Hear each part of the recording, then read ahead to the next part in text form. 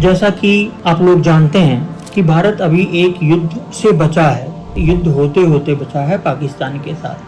मगर आप ये देखेंगे कि पहले बृहस्पति शनि ने अपनी राशि बदली और 18 को अर्थात कल राहु और केतु ने अपनी राशि बदल ली है।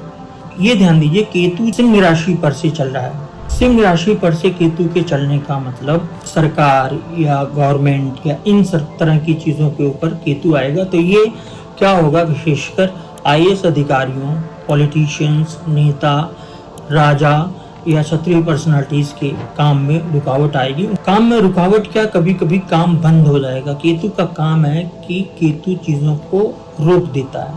तो चंद्रमा चूंकि कर्म शनि तो है नहीं, अगर मान लीजिए किसी का सिंह का शनि है तो उसके लिए बुरा समय है।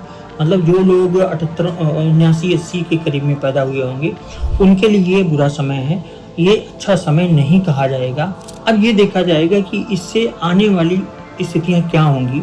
तो आप ये मान के चलिए कि आने वाला जो 1.5 साल होगा वो युद्ध और इस तरह की समस्याओं से भारत जूझेगा। लेकिन उसमें और विशेष बातें ये हैं, अगले महीने मतलब जून और जुलाई से भारतीय जनता पार्टी के अंदर एक बहुत बड़ा संकट होगा, समस्या होगी। अध्यक्ष को चुनाव के लेकर होगा, वो मंत्रिमंडल में विस्तार होगा, बदलाव होगा, कुछ आएंगे कुछ जाएंगे। और सितंबर खत्म होते होते मोदी जी का जो ऑरा है, जो आभा मंडल है, वो पूरी तरह समाप्त हो जाएगा। अगर आप लोगों ने देखा होगा तो इस बीच उनके ऊपर इतने मीम्स या इस तरह की कमेंट्स कभी नहीं हुए जो पूरे उनके कार्यकाल में, मतलब आज के 25 साल के उनके राजनीतिक जीवन में। तो उनके लिए ये समय ठीक नहीं है।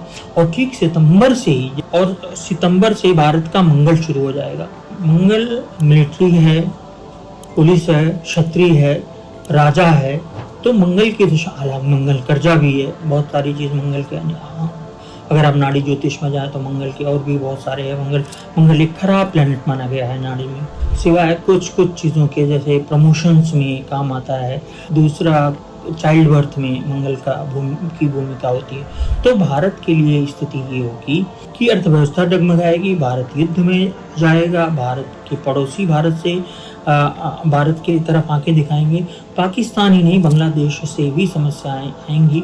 और जातीय युद्ध, जैसा कि मैंने एक पॉडकास्ट में पूरा डिटेल में बताया है, तो जाति से लोग हम बचते रहे तो वो जाति अब उभर के सामने आएगी।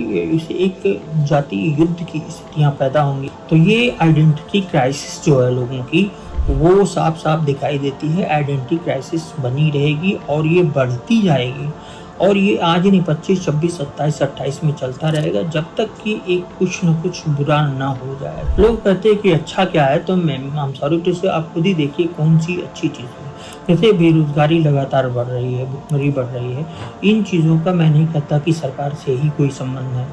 ये इस समय ग्रह ही इस कदर हैं। अच्छा, लोगों का जो देवी दर्शन पूजन है, जो आपको समृद्धि दे सकते हैं, वो आप जाके बाबाओं के यहाँ खोजते हैं। किसी के यहाँ पूछ रहे हैं, मेरी पत्नी ये करती, मेरा बेटा ये कर रहा है, फिर वो जवाब देते हैं। फिर किसी के यहाँ जाके आप बैठते हैं, आपको लगता है अपना ज्ञान अपनी साधना पर समय लगाइए। और इसीलिए मैं महाविद्या पर एक कोर्स लेके आ रहा हूँ, 10वां विद्या पर। और वो कोर्स बहुत ही महत्वपूर्ण होगा। उसमें 10 देवियों, काली से लेके चिन्ह मस्तिका तक, मातंगी तक, ये सब होंगी। त्रिपुर सुंदरी, भैरवी और सारी देवियां उसमें समाहित होंगी। और कोई ऐसी समस्या नहीं है जो इससे दूर ना हो जाए। ये वन काइंड ऑफ मैनिफेस्टेशन था, एक बहुत बड़ा। तो आप घर पे आराधना करिए, थोड़ा संस्कृत की प्रैक्टिस करिए। मैं खुद संस्कृत नहीं पढ़ा हूँ, किसी संस्कृत स्कूल में नहीं रहा हूँ, लेकिन जो मुझे संस्कृत में पढ़ना होता है मैं उसे पढ़ लेता हूँ। जरूरी नहीं कि मैनिफेस्टेशन में आप जो लिख रहे हैं वही हो।